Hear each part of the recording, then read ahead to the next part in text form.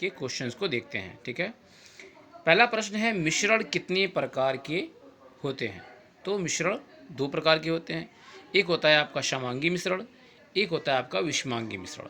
समांगी मिश्रण जो है, जो समांगी मिश्रण होता है उसमें आपके जो दो अवयव मिले होते हैं वो आपस में घुले होते हैं, उन्हें अलग अलग नहीं देखा जा सकता, ना ही अलग अलग किया जा सकता है। जो विषमांगी मिश्रण होता है उसके अवयव अलग अलग होते हैं। जैसे बालू और गिट्टी को मिलाएंगे तो ये विषमांगी मिश्रण होगा, उसके अवयव अलग अलग हैं। चीनी को पानी में घोल दो तो ये समांगी मिश्रण हो जाएगा। तो मिश्रण कितने प्रकार के होते हैं? दो प्रकार के। पहला वाला सही है। नेक्स्ट क्वेश्चन है ऐसे मिश्रण जिनमें दो या दो से अधिक अवयव उपस्थित रहते हैं किंतु उन्हें अलग अलग नहीं देख सकते कहलाते हैं। जो कि मैं अभी पिछले क्वेश्चन में आपको बता रहा था।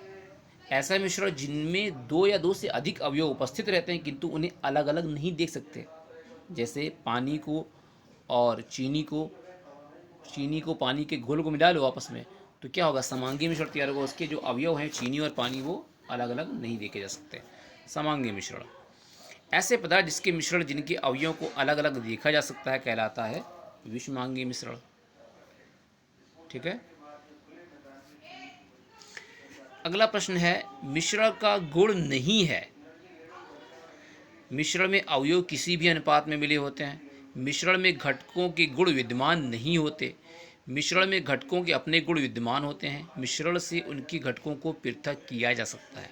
ठीक, अब देखो नंबर एक, मिश्रण में अवयव किसी भी अनुपात में मिले होते हैं। ठीक है, मिश्रण में घटकों के गुण विद्यमान नहीं होते, ऐसा नहीं है।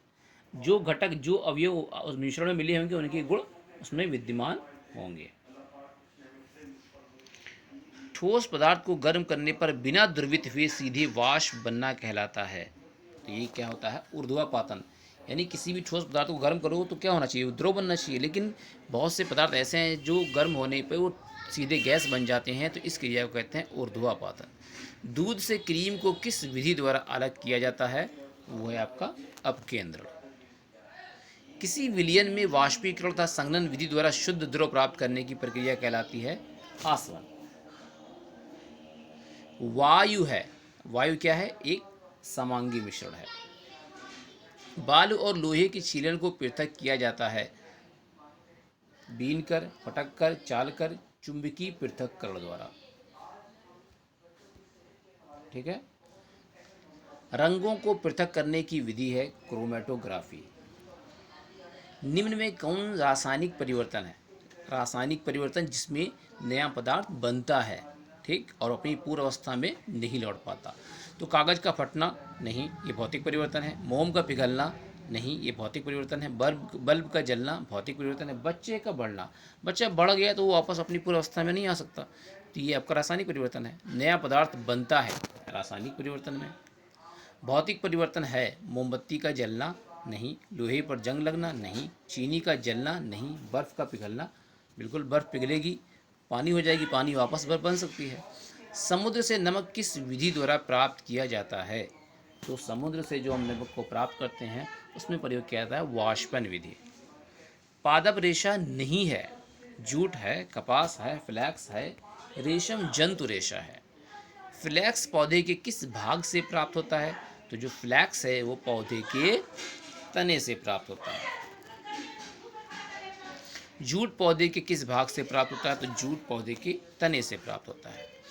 संश्लेषित रेशा नहीं है, संश्लेषित रेशा नहीं है, क्या नहीं है? नायलॉन है, पॉलिस्टर है, रेयान है। कपास क्या है? पादप रेशा है। संश्लेषित रेशा का मतलब जो फैक्ट्री में बनता है, जो कृत्रिम रेशा होता है। कपास की खेती के लिए उपयुक्त मिट्टी है काली मिट्टी। रेशम कीट पाला जाता है शहतूत पर। ठीक, इस प्रकार से हमारा क्विज खत्म हुआ। सबमिट कर देते हैं।